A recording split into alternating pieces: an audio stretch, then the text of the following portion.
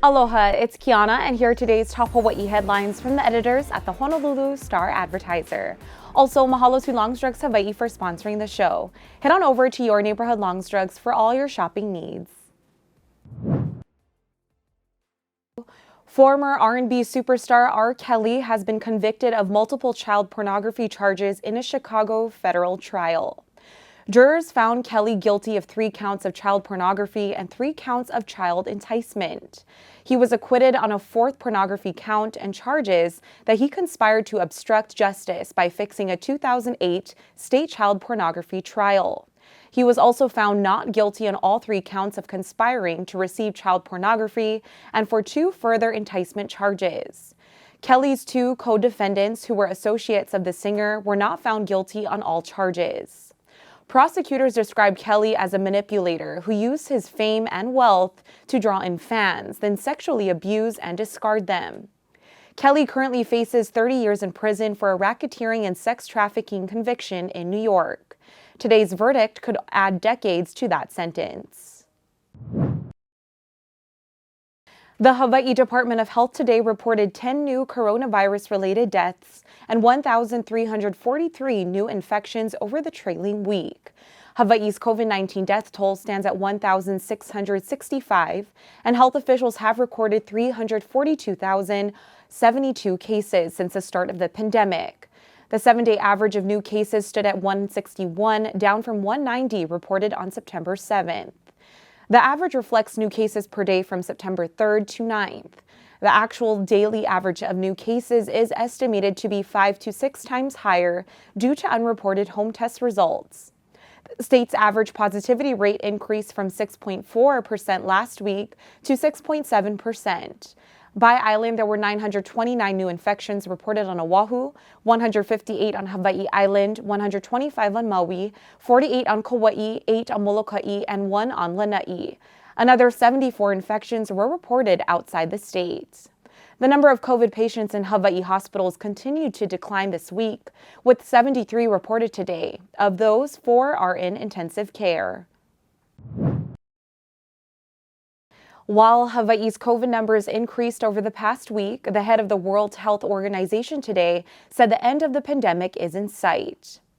WHO Director General Tedros Adhanom Ghebreyesus believes the world has never been in a better position to stop COVID-19. In its weekly report, the UN Health Agency said the number of coronavirus deaths worldwide was the lowest reported since March 2020. There were 11,000 deaths recorded around the world last week, while new cases dropped 28% to 3.1 million. Some cases are going unnoticed due to relaxed testing, but the overall downward trend is encouraging. The organization does not expect COVID to be stamped out completely, and future waves of the disease are anticipated. But officials are hopeful that widespread death can be avoided with the proper precautions. Honolulu police are investigating 2 separate arson cases involving cars that were set ablaze in Manoa and Makiki. Early Tuesday morning, Manoa resident John Robinson woke up to a loud sound. When he went outside to investigate, he saw his white Toyota Tacoma engulfed in flames. Surveillance footage shows a suspect exiting an SUV stopped in the middle of a Manoa road in front of Robinson's home. The person pours accelerant onto the truck, lights it, and flees the scene. Also on Tuesday, police responded to Luna Place, where a suspect poured accelerant on a Honda Civic and Honda HR-V before lighting the cars on fire. No injuries were reported in either incident. Police said the cases do not appear to be related, but an investigation is ongoing. The coffin of Queen Elizabeth II arrived at Westminster Hall after leaving Buckingham Palace for the last time today. Crowds lined the streets of a procession route that saw the Queen's casket carried on top of a horse-drawn gun carriage behind a military band and soldiers in ceremonial uniform. King Charles III, his siblings, and his sons marched behind the coffin. Every minute, Big Ben tolled and cannons fired in nearby Hyde Park. At Westminster Hall, the Archbishop of Canterbury led a short service before officers began a vigil that will continue for 4 days. The public began to file past the coffin late in the afternoon, and a steady stream of visitors is expected to continue as the Queen lies in state. Hundreds of thousands are expected to visit Westminster Hall before her state funeral on Monday.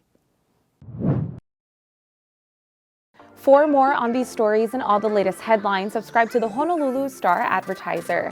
Visit Hawaii's top source for breaking news online at staradvertiser.com and download the Star-Advertiser mobile app.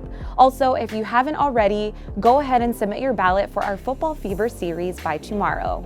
Mahalo, have a great day, and we'll see you back here tomorrow.